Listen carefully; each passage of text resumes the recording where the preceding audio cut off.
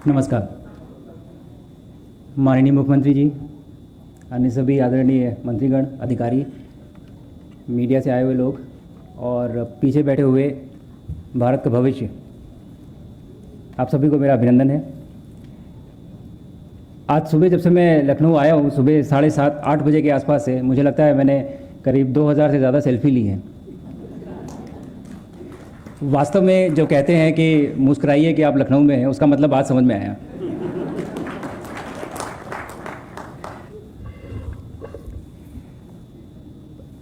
थोड़े से समय में मैं कोशिश करूंगा कि मेरा जो अनुभव रहा है ये स्पेस जर्नी का, वो मैं आपके साथ साझा करूं और कुछ बताऊं। हालांकि बहुत कुछ नहीं बता पाऊंगा, लेकिन कुछ चीज़ें हैं ज़रूर जो मैं हाईलाइट करना चाहूँगा और आपके साथ शेयर करना चाहूँगा। लेकिन उससे पहले जब से मैं वापस भारत आया हूँ, मैं पहले दिल्ली में हम लोग पहुँचे, वहाँ पे हमारा स्वागत हुआ और हम लोगों से मिले और संयोग से नेशनल स्पेस डे भी उसी समय चल रहा था। तो मैंने जो एक्साइटमेंट और उत्साह देखा स्पेस को लेके इस बार, कमाल की बात है कि 2 साल पहले तक हमारे पास स्पेस डे जैसी कोई चीज़ नहीं थी। नेशनल स्पेस डे हम पिछले 2 साल से मना रहे हैं, लेकिन इस बार का space day, national space day में जो उत्साह और एक्साइटमेंट मैंने देखा, तो मुझे ये विश्वास हो गया जो अभी माननीय उप मुख्यमंत्री जी ने बात कही कि आने वाले समय में लोग नासा की नहीं इसरो की बात करेंगे। ये सपना नहीं है, ये बस एक हकीकत है जिसको होने में टाइम लगना है थोड़ा बस। और उसके बाद जब फाइनली आज जब मैं लखनऊ आया तो अपने घर पहुंचा, तो यहाँ तो वो उत्साह जो दिल्ली में देखा था उसका भी डबल उत्साह यहाँ देखने को मिला। मतलब आप लोगों ने बिल्कुल खुले हाथों से मेरा स्वागत किया, बहुत बहुत धन्यवाद। बहुत अच्छा लगा वापस घर आके। 25 जून 2025 को मेरा मिशन कैनेडी स्पेस सेंटर से, जैसा कि अभी बताया गया, वहाँ से लॉन्च हुआ था और हमारा मिशन 18 दिन इंटरनेशनल स्पेस स्टेशन पे हम लोगों को रहना था और उसके बाद वापस पैसिफिक ओशन में सैन डिएगो के पास हमारी लैंडिंग होनी थी। और इन 18 दिनों में भारत के वैज्ञानिकों द्वारा तैयार किए गए कई प्रयोग थे, 7 प्रयोग थे। एक्चुअली मैं जो कुछ भी आपको बता रहा हूँ, माननीय मुख्यमंत्री जी ब्रजेश पाठक जी ऑलरेडी बता चुके हैं काफ़ी डिटेल में, तो ये रिपीट है, लेकिन फिर भी कुछ चीज़ें बताऊँगा। तो 7 एक्सपेरिमेंट हमारे खुद के वैज्ञानिकों द्वारा तैयार किए गए थे। टोटल हमारी टीम ने 60 एक्सपेरिमेंट किए, जिसमें से काफ़ी सारों में मैंने भी भाग लिया। लेकिन सबसे बड़ी प्राउड फीलिंग जो थी वो ये थी कि जब मैं ये एक्सपेरिमेंट्स कर रहा था स्पेस में अपने वैज्ञानिकों द्वारा, हमारी जो टीम थी वो यहाँ बैठ के मुझे वीडियो पे देख रही थी जब मैं वो एक्सपेरिमेंट्स कर रहा था जो उन्होंने भारत की धरती पे तैयार किए थे स्पेस ले जाने के लिए। ये हिस्ट्री में पहली बार हुआ है कि भारत के वैज्ञानिकों को ये मौका मिला कि वो माइक्रोग्रेविटी रिसर्च कर सकें। और मुझे लगता है सबसे बड़ी उपलब्धि जो ये एक्सपेरिमेंट्स थे उनकी साइंटिफिक एकम्प्लिशमेंट नहीं है, जो हमने डेटा आया है वो नहीं है, बल्कि ये जो दरवाजे हैं ये माइक्रोग्रेविटी रिसर्च के, ये खुल गए। और जितने भी रिसर्चर्स जो यहाँ बैठे हुए थे, जब मैं वापस आया तो उन्होंने कहा कि सर बस अब तो हम जाते रहेंगे और हम करते रहेंगे, चाहे आप जाओ या ना जाओ, हमारे एक्सपेरिमेंट ज़रूर जाएंगे।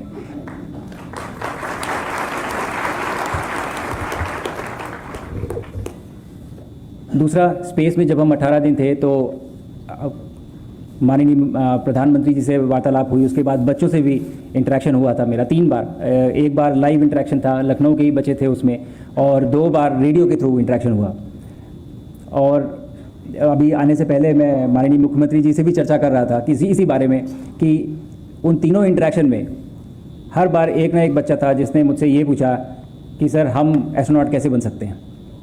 तो मुझे लगता है आने से पहले ही ये मिशन की एक बहुत बड़ी उपलब्धि थी कि हमारे देश के बच्चे ये सोचने लगे हैं कि हमें जाना है, हमें वहाँ पहुँचना है और हम वहाँ पहुँचेंगे।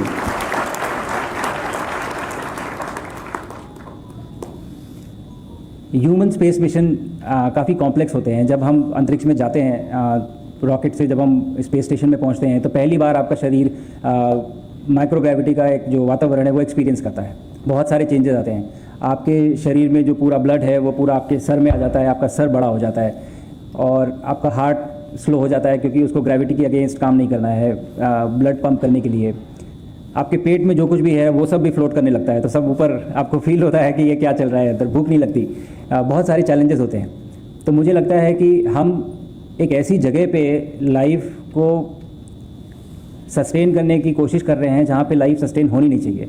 वहाँ का एनवायरनमेंट ऐसा है कि वैक्यूम है, टेम्परेचर इतना हार्श है, हवा ही नहीं है, लेकिन उसके बाद भी ये ह्यूमन इंजीनियरिंग का मार्वल है कि हम ऐसे एक वातावरण में, एक एनवायरनमेंट में लाइफ को हम सस्टेन कर पा रहे हैं। और इसी डायरेक्शन में भारत इस समय अपनी एक जर्नी पे है, और जब हम ये करेंगे, जब हम पहला मिशन लॉन्च करेंगे, तो हम विश्व का वो चौथा राष्ट्र होंगे जिनके पास ये कैपेबिलिटी होगी।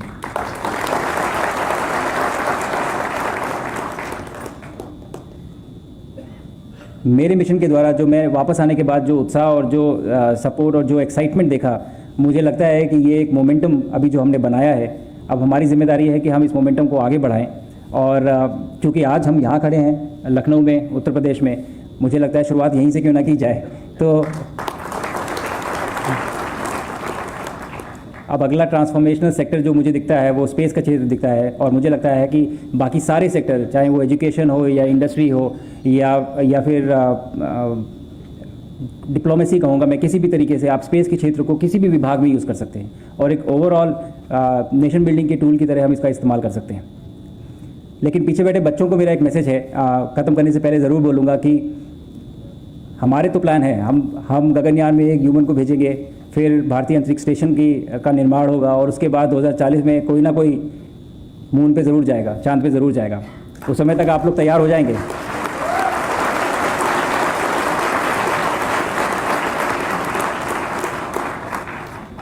मैं कहीं नहीं जा रहा हूँ, मैं भी कंपटीशन में रहूँगा।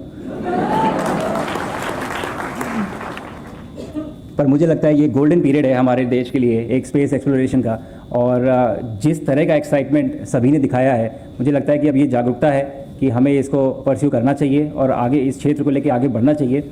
और मेरे मिशन के बारे में मैं सिर्फ यही कहूँगा कि मिशन तो ख़त्म हो चुका है, लेकिन ये हमारी शुरुआत है और यहाँ से हम आगे बढ़ेंगे। धन्यवाद।